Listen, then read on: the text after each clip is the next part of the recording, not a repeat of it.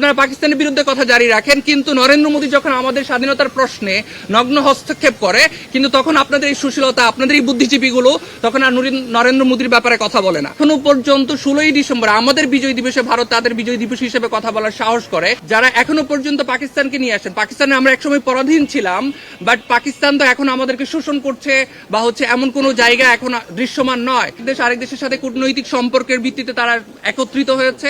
আপনাদেরকে এই বাংলাদেশের মানুষজন ভালোভাবে চিনে রাখছে যে এখনো পর্যন্ত 16ই ডিসেম্বর আমাদের বিজয় দিবসে ভারত তাদের বিজয় দিবস হিসেবে কথা বলার সাহস করে, সেখানে আপনাদের কোনো নামগন্ধ নাই, সেখানে আপনাদের নরেন্দ্র মোদীকে নিয়ে আপনাদের কোনো প্রতিবাদের কোনো ভাষা নাই, আপনাদের রাজপথে নেমে আসার কোনো জাগরণ নাই। আপনারা যারা এখনো পর্যন্ত পাকিস্তানকে নিয়ে আসেন, পাকিস্তানে আমরা একসময় পরাধীন ছিলাম, বাট পাকিস্তান তো এখন আমাদেরকে শোষণ করছে বা এমন কোনো জায়গা এখন দৃশ্যমান নয়, যেটা আমরা দেখবো যে ব্রিটিশ বা যেই জায়গাগুলো আমরা একটা সময় কলোনিয়াল স্টেটে যখন ছিলাম, তখন সেই জায়গাগুলো থেকে আমরা সবাই স্বাধীন হয়েছে। একটা সময় আবার বৈশ্বিক অগ্রযাত্রায় সবাই এক দেশ আরেক দেশের সাথে কূটনৈতিক সম্পর্কের ভিত্তিতে তারা একত্রিত হয়েছে, পারস্পরিক শ্রদ্ধা, ন্যায্যতার ভিত্তিতে তারা তাদের সম্পর্ক জারি রেখেছে।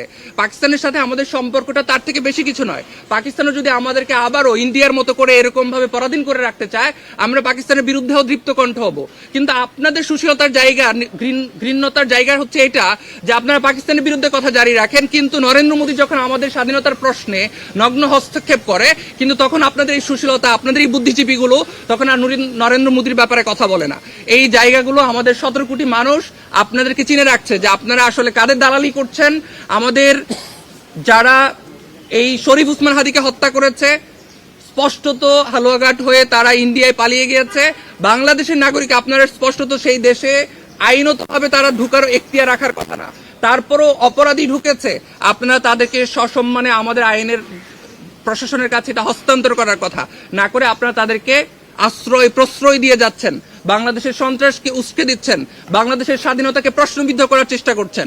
এটা যদি কোনোভাবে চলমান থাকে, আমরা বাংলাদেশের এই 17 কোটি মানুষকে সাথে নিয়ে স্বাধীনতার সার্বভৌমত্বের জন্য ইন্ডিয়াকে যা যা করা দরকার, আমাদের জুলাইয়ের অন্যতম সৈনিক হাসান আব্দুল্লাহ বলেছেন, বাংলাদেশের স্বাধীনতা প্রশ্নে যদি আমাদেরকে 7 সিস্টার্সকে আলাদা করে দিতে হয়, আমরা সেই 7 সিস্টার্সকে আলাদা করে দিব, যদি আমাদের জন্য আপনারা আমাদের স্বাধীনতার জন্য থ্রেট হয়ে যান।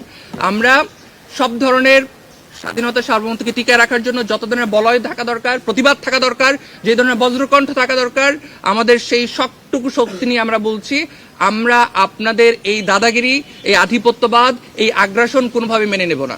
সম্পর্ক হবে কূটনৈতিক সম্পর্ক, ন্যায্যতা এবং ইনসাফের ভিত্তিতে। ইনকিলাব জিন্দাবাদ, বাংলাদেশ জিন্দাবাদ।